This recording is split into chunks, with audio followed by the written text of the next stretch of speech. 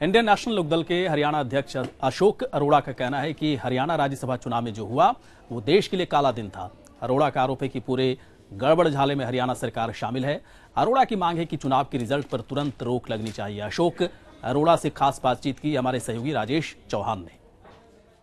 हरियाणा में राज्यसभा चुनाव में जो गड़बड़ी हुई है उसको आप लोकतंत्र के लिहाज से कैसे देखते हैं? हरियाणा प्रदेश ही नहीं, देश के लोकतंत्र के लिए एक काला दिन था कि किस प्रकार चुने हुए विधायकों की वोट को एक साजिश के तहत रद्द करवाया गया। कहीं भी ऐसा सुनने को नहीं मिला, परंतु किस प्रकार से 14 विधायकों के वोट यानी कि 15% से ऊपर वोट एमएलए के रिजेक्ट कर देना एक साजिश के तहत इन्होंने करवाने का काम किया और वो एक काला दिन था। हरियाणा के अध्याय पे जुड़ने का काम इन्होंने किया और हिंदुस्तान की डेमोक्रेसी पे काला दिन के रूप में देखा जाएगा। आरोप है कि भाजपा विधायक ने पेन की अदला बदली कर दी, जिससे आर.के. आनंद चुनाव हार गए। ऐसे में इस प्रकार की जीत को आप कैसे देखते हैं? निश्चित रूप से कि जिस प्रकार से राज्यसभा की वोट डालने का तरीका है, पार्टियां अपना ऑब्जर्वर मुकर्रर करती हैं और ऑब्जर्वर को वोट दिखा के पढ़नी होती हैं। 18 वोट आईएनएलडी के और 17 वोट कांग्रेस पार्टी के थे। 35 वोट पड़े और 35 ने वोट दिखा के पाए। जो चुनाव आयोग द्वारा वहां पेन रखा था वो किसने बदला, कैसे बदला गया, ये जिम्मेवारी रिटर्निंग ऑफिसर की और चुनाव आयोग की है।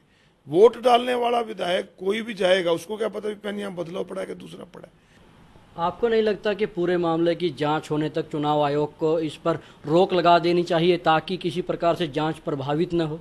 निश्चित रूप से जिस प्रकार चुनाव आयोग के पास आर.के. आनंद जी ने कंप्लेंट भेजी थी, कांग्रेस पार्टी के लोग भी मिलके आए थे, हमारी पार्टी की तरफ से भी कंप्लेंट गई थी, तो जब तक इसका फैसला नहीं हो जाता इस पर रोक तुरंत लगा देनी चाहिए।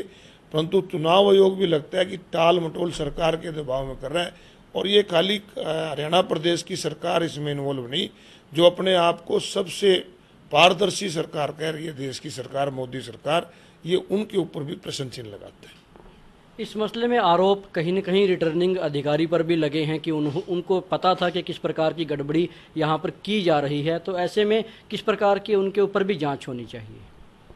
रिटर्निंग अफसर निश्चित रूप से इसके बीच में शामिल है साजिश की, और मैं कहता हूं कि आप इस बात से अंदाजा लगाओ कि 35 एमएलए इकट्ठे जाएं, वोट दिखा के पा के आए और उसके बाद प्रदेश का मुख्यमंत्री रिजल्ट आने से पहले मीडिया के सामने ये कहे कि हमारे दोनों जीतेंगे, तो निश्चित रूप से इसमें सरकार भी शामिल है। सुभाष चंद्रा की भूमिका को किस तरह से देखते हैं आप इस पूरे मामले में? सुभाष चंद्रा तो एक मेन विलन के रूप में आया है। सुभाष चंद्रा का हरियाणा की राजनीति पे क्या लेना देना था? सुभाष चंद्रा जी का हरियाणा की राजनीति में क्या योगदान था? तो ये तो एक पैसे के दम पे एक साजिश करके जीतने का काम इन लोगों ने किया और चुनाव आयोग पर मैंने पहले कहा तुरंत रोक लगाए और जिन लोगों ने साजिश करी है उनके खिलाफ एफआईआर करे और उनका दोष सिद्ध होने पर उनको सजा कड़ी से कड़ी मिलनी चाहिए।